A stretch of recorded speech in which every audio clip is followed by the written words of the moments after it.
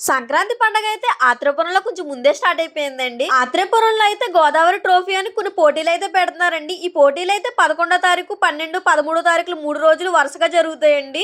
ఇప్పుడైతే ఈతల పోటీలు, ముగ్గుల పోటీలు జరుగుతున్నాయి అంటండి. ఈతల పోటీలు ఫస్ట్ చూద్దాము.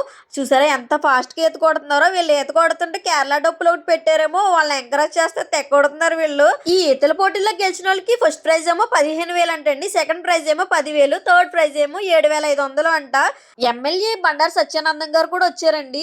తర్వాత ఎవరో చీఫ్ గెస్ట్ వస్తున్నారనో అందరూ వెయిట్ చేస్తారనమాట. ఇంతకే చూస్తే మినిస్టర్ కందుల దుర్గేష్ గారు అయితే వచ్చారు. ఆయన అందరికీ షేక్ హ్యాండ్ ఇచ్చుకుంటానే వెళ్ళారు చిరునవ్వుతోని. నాకు భలే అనిపించింది ఆ విషయం అయితేని. తర్వాత ముగ్గులు పోటీలు ఉన్నాయి కదా, ముగ్గులు చూద్దామని వెళ్ళామండి. మేము వెళ్ళేసరికి ముగ్గులన్నీ పెట్టేసి ఉన్నాయి. అందరూ ఎవరి బాక్స్ ముందు వాళ్ళు నుంచుని ఉన్నారు. మొత్తం 166 బాక్సులు అంటండి. ఎల్లి కొలది ముగ్గులు అలా వస్తానే ఉన్నాయి. అన్ని చాలా బాగున్నాయి. ఈ ముగ్గు చూడండి, మధ్యలో అయితే రాజమండ్రి బ్రిడ్జ్ వచ్చేలాగా వేసారనమాట. ఇంకా అలా ముగ్గులన్నీ కలర్ఫుల్ గా ఉన్నాయి. ఇందులో నాకైతే ఓ ముగ్గు బాగా నచ్చిందండి. ఈ ముగ్గు అయితే బాగా నచ్చింది. ఖచ్చితంగా ఫస్ట్ ప్రైజ్ ఇవ్వాల్సిన ముగ్గు అండి. ఈ ముగ్గు అయితే ఈ అబ్బాయి వేసాడంట. ఇచ్చేయండి సార్, ఇచ్చేయండి, ఫస్ట్ ప్రైజ్ ఇచ్చేయండి అని అనిపించింది. మీకేమనిపించింది కామెంట్ చేయండి.